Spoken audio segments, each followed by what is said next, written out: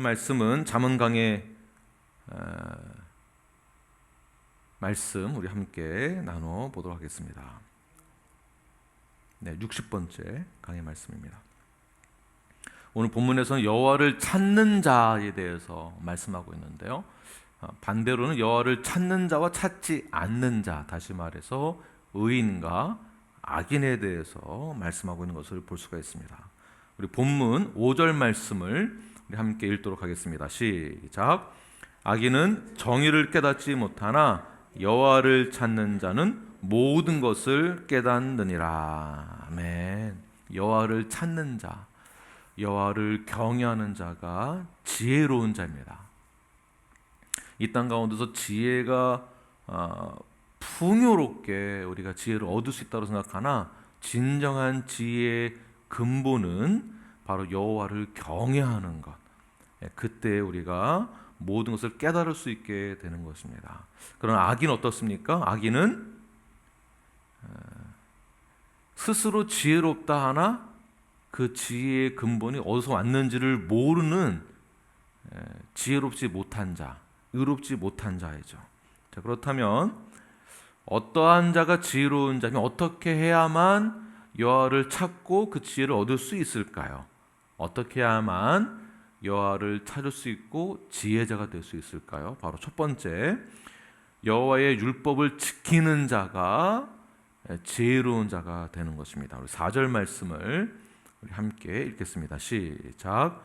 율법을 버리는 자는 악인을 칭찬하나 율법을 지키는 자는 악인을 대적하느니라. 율법을 지키는 자가 지혜로운 자인 줄을 믿으시길 바랍니다. 그래서 율법을 지킨다라고 했을 때 그 율법이 무엇을 말하는가? 좁은 의미로는 모세오경을 뜻하기도 하지만 넓은 의미로는 신구약 성경 전체를 뜻합니다. 다시 말해서 하나님의 말씀, 더 쉽게는요, 하나님의 뜻, 하나님이 요구하시는 것이 무엇인지를 아는 자. 우리가 신앙생활을 20년, 30년, 40년 또는 더 많을 수도 있겠죠. 네. 신앙생활을 그렇게 오래 한다고 하나 하나님의 뜻을 어떤 음성을 듣는 것으로만 생각하고 있는 경우에는 좀 상황이 많이 달라지겠죠. 하나님의 뜻이란 말씀에서, 성경에서 말하고자 하는 것이 무엇인지를 철실하게 아는 자예요. 철실하게 알고 있는 자, 깨닫고 있는 자. 다시 말해서 하나님의 말씀, 하나님이 자기 스스로를 나타내신 것, 드러내신 것을 계시라고 하는데, 그 계시가, 하나님의 뜻이, 그 계시가 오늘날 성경으로 나타났음에도 불구하고 이것을 지키지 않는다면, 깨닫지 못한다면 의로운 자라고 볼 수 없다라는 것입니다. 지혜로운 자다라고 볼 수 없다라는 것입니다. 우리 자연을 보아도, 자연 계시죠. 자연을 보아도, 생태계를 보아도, 삶의 이치들을 보아도, 과학으로도 보아도 하나님이 살아계시고 역사하신다라는 것을 우리는 알 수가 있습니다. 하나님의 뜻을 알 수 있다라는 것이에요. 시간이 지나면 지날수록, 연륜이 쌓여지면 쌓여질수록 우리는 하나님의 뜻을 더 많이 알 수 있습니다. 그러나 스스로 하나님의 명령하신 공의로우신 법에 순종하지 아니한다면, 하나님이 존재하신다라는 것을 알고 있음에도 불구하고 그 율법을 지키지 않는다면, 순종하지 않는다면 의도적으로 불의를 일으키는 자다라고 보는 것이에요. 잠언의 내용이 그렇습니다. 그래서 의로운 자, 의롭지 못한 자, 악인을 뜻하고요, 지혜롭지 못한 자, 악인을 뜻하는 것입니다. 그 악인은 의도적으로 하나님의 말씀을 따르지 않겠다라는 것이에요. 그래서 그 빛이 우리에게 비춰졌는데도 불구하고 그 빛을 피하는 자, 의도적으로 피하는 것입니다. 의도적으로. 자, 이러한 악인은 자신의 행위를 정당화하기 위하여서, 자세히 들어보십시오, 빛이 비춰졌음에도 불구하고, 하나님의 존재를 알고 있음에도 불구하고, 하나님의 뜻을 알고 있음에도 불구하고 의도적으로 불의를 일으키는 자들은 자신의 행위를 정당화하기 위하여서 자기와 똑같이 악을 저지르는 자를 칭찬하게 됩니다. 자신을 정당화하기 위해서. 자신과 똑같이 생각하고 있는 자, 똑같이 불의를 일으키는 자를 옹호하고 편을 만들게 되죠. 악인을 칭찬하게 되고요. 그래서 이것이 정치적으로 이제 움직이게 되면, 정치적으로 이용을 하게 되면 불의도 불법도 마치 불법이 아닌 것처럼 바꾸어야만 내가 살 수 있는 거거든요. 그걸 이용하는 거죠. 그래서 소위 말하는 소위 말하는 성경에서 불법이다라고 말하는 것들의 아이템들이 있잖아요. 그런 법들이 있습니다. 그런 법들을 사랑이라는 단어로 덮어서 마치 불의를 저질러 놓고서도 불의가 아닌 것처럼 포장하는, 세상에서 일어나고 있는 악행들과 악행을 저지르는 사람들을 보십시오. 자신들은 이것이 죄가 아니라고 말을 합니다. 죄가 없다고 말을 합니다. 다시 말해서 하나님의 말씀에 순종하지 않고 거스르는 자들은 하나님의 말씀을 거부하는 자들끼리 서로 지지하는 것을 볼 수가 있습니다. 또는 악행을 하는 자, 율법을 지키지 않는 자, 불의를 행하는 자들에게 대하여서 그것은 불의입니다라고 말하지 않는다면 혹시라도 관계가 깨질까 염려가 돼요. 혹시라도 나를 싫어하지 않을까 염려가 돼요. 혹시라도 저 사람이 정치적으로 어떤 무리를 만들어서 나를 공격하지는 않을까, 또는 혹시라도 내가 자벌이르면 어떻게 될까라는 염려 때문에 악행을 저지르는 자들에 대해서 아무 말을 해주지 않는다면 그건 역시 무언의 동의를 해주는 것과 같은 것입니다. 그래서 하나님의 말씀은 선포되어야 하는 것이고요. 그래서 성경의 진리는 보존되어야 하는 것입니다. 성경의 권위가 있음을 우리는 선포하고 믿고 증거해야 하는 것이에요. 왜냐하면 이것이 진리이기 때문에 그렇습니다. 진리가 진리됨을 선포하지 않는다면, 진리가 진리됨을 우리가 지키지 않는다면, 그 진리를 우리가 따르지 않는다면 하나님의 공의는 나타나지 않는 것이죠. 그래서 하나님의 그 공의가 나타나기 위해서는 우리가 가만히 있는 것이 아니라 그 공의가 나타나도록 진리를 그대로 선포하고 지키는 자가 있어야만 하나님을 높이게 되는 것이며, 그 진리가 이 땅 가운데 선포되어져야만 어둠은 떠나가고 하나님의 그 영광이 드러나게 되는 것입니다. 지난주 말씀에 의한다면 성도의 책임, 회중의 책임에 대해서 나누었습니다. 그 리더십에 있어서 회중에게도 책임이 있다라고 우리가 배웠습니다. 그렇다면 교회는, 성도들은 어떠한 책임을 가지고 있다고 하는 것일까요? 교회가 교회됨을 지켜낼 때, 성도가 성도됨을 지켜낼 때, 지켜낸다는 것은 여호와의 율법을 지켰을 때, 그것이 성도라고 볼 수 있는 것이며 교회라고 볼 수 있는 것입니다. 하나님의 공의가 나타나기 위해서는 성경, 그리고 말씀, 하나님의 법이 신실하게 나타난다라는 것이 외적으로는 교회에서 우리의 삶 속에서 나타나야 하는 것이에요. 그러니까 말로만 하나님은 신실하시다, 하나님은 공의로우신 분이시다라고 말로만 그런 것이 아니고 외적인 증거로 교회 안에서 나타납니다. 그러기 위해서는 교회는 이 진리를 세상에 선포해야 하는 것이에요. 죄는 죄다라고, 하나님의 뜻은 이렇다라고 증거해야만 하는 것입니다. 악에 대해서는 단호하게 대처하고 악인을 용납하지 않음으로써 하나님의 의를 세우는 것입니다. 자, 여기서 악인을 용납하지 않는다는 것은 그 악에 대해서 지지하지 않는다는 뜻이에요. 아까 말씀드린 것처럼 악을 저지르고 있는데 모른 척한다든지 피한다는 것은 무언의 동의와 같다는 것입니다. 저는 이 말씀 그대로 저는 실천하려고 노력합니다.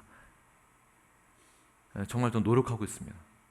저에게도 해당되고요, 제가 속해 있는 어떠한 그룹들에도, 목사님들의 그룹들에도 이것은 그대로 전해져야 합니다.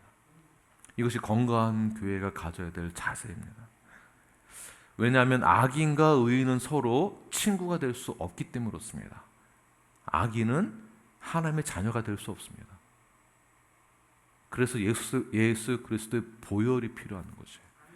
그 보혈 때문에 예수님의 그 화목 제물로 죽으심 때문에 그 보혈로 모든 죄가 덮어졌기 때문에 하나님과 나와의 관계가 화목의 관계가 되었다는 것이 증명되기 위해서는, 외적인 증거로 나타나기 위해서는 율법을 지키는 자들이 절실하게 하나님은 필요하신 것이며, 하나님은 그 율법을 지키는 자를 반드시 찾고 계십니다. 겉으로만 드러나는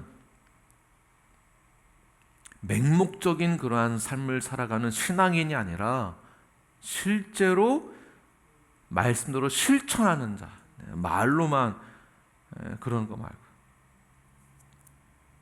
하나님의 뜻이 온전히 세워질 수 있도록 우리는 성경 말씀 그대로 건강하게 지켜내는 거예요. 건강하게 지켜내시기 바랍니다. 제가 이제 요즘 런투가 전도 프로젝트입니다. 런투가 라이트투가 이거 생각하다 보니까 운동하는 사람들이 하는 말들이 있더라고요. 운동은 체력으로 하는 게 아니다. 그럼 뭘로 하는 걸까요? 운동은 멘탈로 하는 거예요. 멘탈로. 육신도 건강해지는 동시에 정신도 건강해. 정신력으로 하는 거예요. 정신력으로 하기 위해서는 몸도 건강해야 됩니다. 공부를 잘하기 위해서도 몸이 건강해져야만 멘탈도 튼튼해지는 것이겠죠. 그래, 신앙생활 잘하기 위해서도, 여호와의 율법을 지키기 위해서도 무엇이 건강해야 될까요? 영적으로도 당연히 건강해야 되지만, 영적으로 건강함을 지키기 위해서는 육신도 마음도 생각도 다 건강해야만 합니다. 먹는 것도 잘 절제하시고, 저도 제가 절제에 대한 음식이 있거든, 저에게도. 그런데 이것을 어느 성도분이 저에게 컴플레인 하시더라고요. 목사님, 이거 드시면 안 됩니다. 제 건강을 위해서. 네, 저는 아주 이걸 먹고 싶은 게 있는데 밀가루 종류 이런 거 드시면 안 된다고. 네, 그 권면을 받았을 때 그렇지. 내가 더 절제해야지. 제가 건강해야만 저희 교회를 지킬 수 있는 거 아니겠습니까? 이 강대상을 지킬 수 있는 것이고 말씀을 증거할 수 있는 것입니다. 이러한 건강해야만, 또는 말씀, 율법을 지킬 수 있는 것입니다. 여러분 모두 다 이 세 가지 건강함을 잘 기억하셔서 율법을 잘 지켜내시는 저 여러분이 되길 간절히 축원합니다. 로마서 1장의 내용들을 보게 되면 하나님께서 율법을 지키지 아니하는 자들에게 주시는 무서운 벌이 있습니다. 하나님의 진노하심에 대해서 로마서 1장에서 말씀하고 있는데요. 로마서 1장 28절 29절 말씀을 우리 함께 읽겠습니다. 시작. 또한 그들이 마음에 하나님 두기를 싫어하며 하나님께서 그들을 그 상실한 마음대로 내버려 두사 합당하지 못한 일을 하게 하셨으니 곧 모든 불의, 추악, 탐욕, 악의가 가득한 자요, 시기, 살인, 분쟁, 사기, 악독이 가득한 자요, 수근수근한 자요. 네, 악인들이 더 많다고 한다면 하나님은 그들을 어떻게 한다고 말씀하시는가요? 그 상실한 마음대로 내버려 둔다. 내버려 두었을 때에 이것이 또 다른 하나님의 진노하심을 외적으로 나타내는 것인데, 내버려 두지만 그렇다고 하나님 그들을 사랑하지 아니하여서가 아니라 무엇을 더 깨닫게 될까요? 불이나 추악, 탐욕, 악의, 시기, 살인, 분쟁, 사기, 악독, 수근수근하는 자, 즉 이 세상에 엉망진창이 되어져가는 그 와중에도 하나님의 그 진리가 드러나게 되어짐으로 깨닫게 된다는 것입니다. 이것이 죄구나. 당연히 진리가 드러나야만 한다는 것이에요. 그 진리가 드러나기 위해서는 어떻게 해야 할까요? 하나님의 진리가 어떻게 드러나는 것일까요? 바로 믿는 자들의 모임을 통해서 하나님의 진리가 드러나야만 하는 것입니다. 이것이 교회의 목적이에요. 우리가 살아가야 될 존재의 목적, 신앙인의 목적, 우리가 건강해야만 하는 목적이 바로 여기에 있는 것입니다. 하나님의 말씀, 율법을 잘 지켜내시는, 그 지킨다는 것은 하나님의 말씀에 하나님이 나에게 간섭하심을 내가 허용합니다라는 뜻이 있는 것이에요. 하나님 나를 간섭해 주세요. 내가 말씀을 지킨다는 것은 하나님 나를 간섭해 주세요라는 뜻이 있습니다. 내가 그 말씀에 하나님이 간섭하는 것에 내가 모든 것을 다 허용하겠습니다. 그러한 삶의 신앙인의 모습으로서 나아가시는 여러분들 되길 바랍니다. 두 번째, 율법에 순종하면서 살아간다라는 것, 율법을 지킨다라는 그 외적인 증거는 어떻게 나타나는가? 여호와를 찾는 자는 어떠한 자인가? 쉽게 말을 해서 두 번째는 이웃과 바른 관계를 맺는 자가 되어야만 여호와를 찾을 수 있다라고 오늘 본문에서 말씀하고 있습니다. 이 8절 말씀, 잠언 28장 8절 말씀을 함께 읽겠습니다. 시작. 중한 별리로 자기 재산을 늘리는 것은 가난한 사람을 불쌍히 여기는 자를 위해 그 재산을 저축하는 것이니라. 다시 말해서 이웃과 바른 관계를 맺기 위해서는 내가 가진 것을 못 가진 자를 위해서, 갖지 못한 자를 위해서, 도움이 필요한 자를 위해서 배려를 해줘야 한다는 것이에요. 배려해주는 마음, 배려, 머릿속에 꼭 기억하십시오. 배려. 다시 말해서 이웃과의 관계를 잘 갖기 위해서는 타자를 향한 배려의 마음이 있어야 한다는 것입니다. 중한 별리라는 것은 고리대금을 뜻하는 것이거든요. 다시 말해서 가난한 사람들에게 돈을 빌려주고서는 고리대금 몇 배 이상으로 이자를 계속 받는 것은, 이것은 갈취하는 것이다. 가난한 자를 더 가난하게 만든다라는 것입니다. 고리대금의 행위는 구약의 모세 오경의 내용에서 보게 되면 불법으로 간주하고 있습니다. 높은 이자를 내면서 돈을 빌려야만 하는 상황 가운데 처해 있는, 어려움에 처해 있는 자들, 그런 자들에게는 우리는 오히려 도움을 주어야만 한다. 지금 저희들이 뭐 고리대금을 교회가 빌려준다든지 우리가 그렇게 하진 않지만, 다시 말해서 도움이 필요한 자들, 근데 이런 것은 제외할 수 있습니다. 예를 들면 게으름 때문에 일을 하지 않으면서 돈을 빌려서만 생활을 하고자 하는 분들이 계실 수도 있습니다. 그런 분들은 다른 방법으로 배려를 해줘야 되겠죠. 돈을 빌려주는 것이 아니라 그 게으름에서 벗어날 수 있도록 상담도 해주고 격려해주고, 그런 차원에서 교회가 할 수 있는 일들은 직업 훈련을 해주는 그러한 사역을, 미니스트를 한다든지 상담을 해준다든지 그 환경을 바꾸어 준다든지 기타 등등 할 수 있는 미니스트가 많이 생길 수 있을 것이에요. 그러한 뜻의 상대방을, 이웃들을 배려해 줘야 한다라는 것입니다. 우리가 말씀에 순종을 하고 하나님을 찾는 자, 여호와를 찾는 자, 율법을 지킨다라고 한다라는 외적인 증거로는 이웃을 향한 배려의 마음이 있어야 하는데, 제가 이번에 BGCT 총회에 참석을 하고 마지막 날에는 우리 한인 교회 목회자 커뮤니티에서만 우리 세미나를 또 따로 하는데, 그 세미나 때 우리 맥갈렌 선교교회 조철수 목사님이 강해를 하셨어요. 암투병 중이셨을 때 키모 테라피를 받고 있었던 중에 논문을 쓰셨다고 하셨잖아요. 그 논문에서 이제 가지고 이제 강의를 하셨는데, 조철수 목사님의 논문 중에서 하시는 말씀이 있습니다. 제가 그것을 인용하겠습니다. 조 목사님의 논문의 주제가 지속 가능한 교회의 성장에 대해서 논문을 썼는데, 물리학자인데 사회의 구조와 사회와 물리학을 이렇게 컴바인한 거예요. 그래서 물리학적으로 이것을 사회를 증명해내는 것, 사회의 어떤 성장이라든지 사회성에 대해서 이렇게 증명해내는 것입니다. 물리학적으로. 굉장히 이 계산법을 보니까 아주 복잡한데 결론은 굉장히 쉽습니다. 교회가 또는 사회가 지속 성장하기 위해서는 어떠한 요소가 필요한가를 물리학적으로 수치를 만들어냈는데, 이 결론에 도달하기까지 조사한 내용들을 보게 되면 첫 번째, 세상 사람들이 교회를 바라보고 있는 가장 중요한 기준이 무엇인가에 대해서 조사한 내용이 있는데요. 이 도표를 보시면 보이십니까? 이건 한국에서 조사한 내용입니다.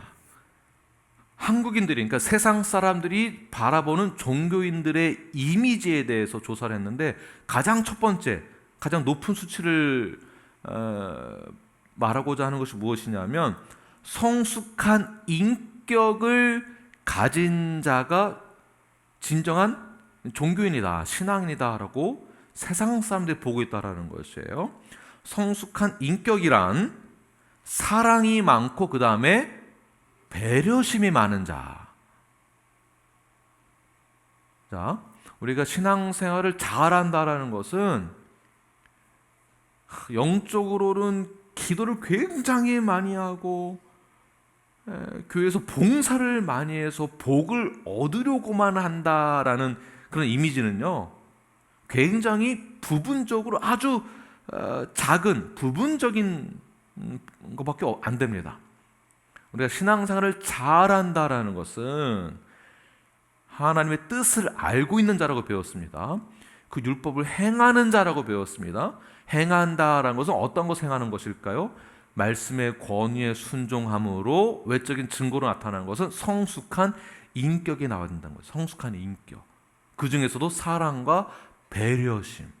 자, 이것을 구체적으로는 사랑과 배려심을 통해서 교회가 지속적으로 성장하기 위해서는 22가지의 행위가 수평적으로 나타나야 한다는 것을 물리적으로 계산해서 우리 조철 목사님이 리스트를 뽑았습니다.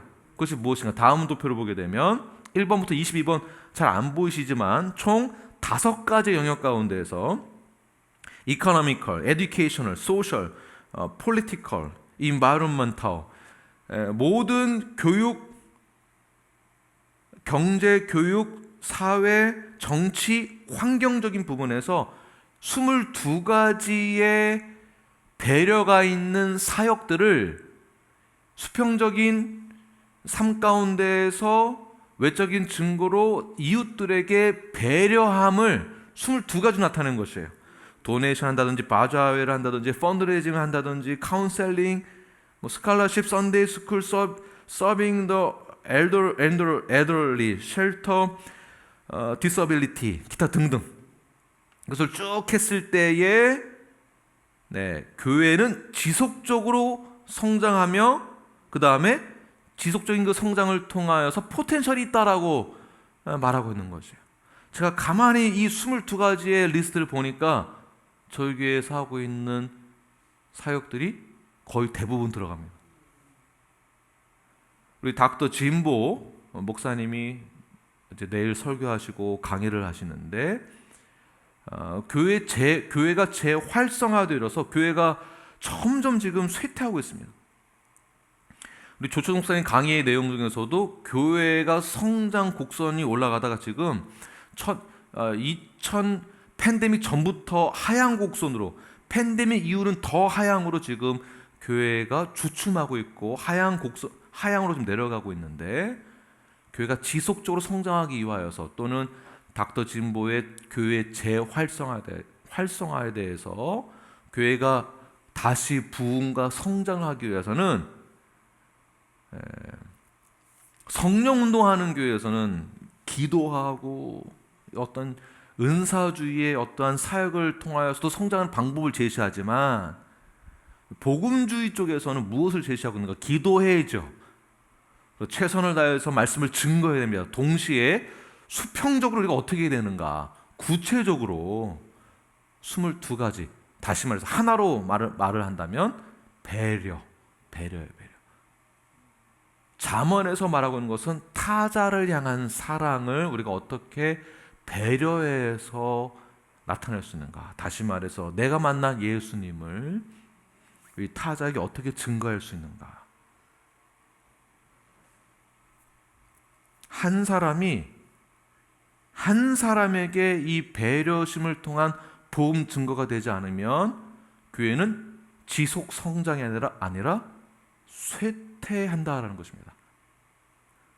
지금 한국에서 자녀 출산율이 0.75%예요. 한 가정에서 한 명도 못 낳는다라는 얘기예요.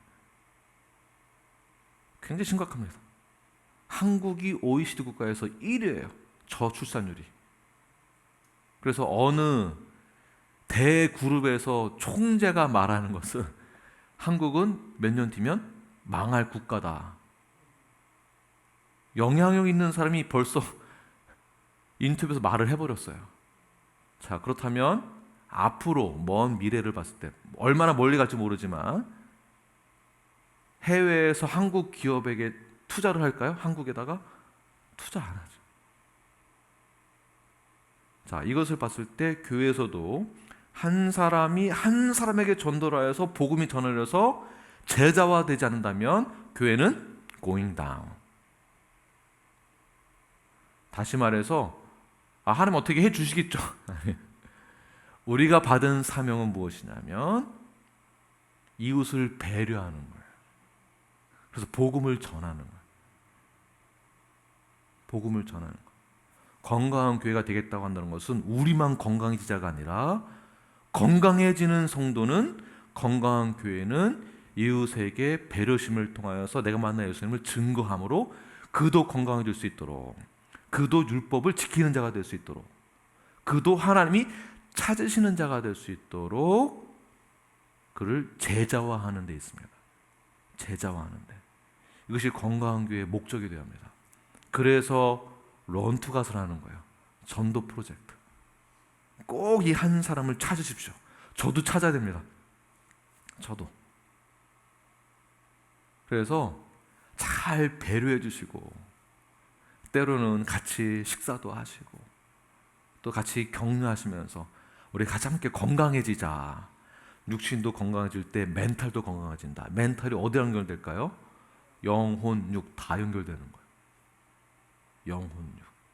그 영적인 것은 무엇과 관련되는가?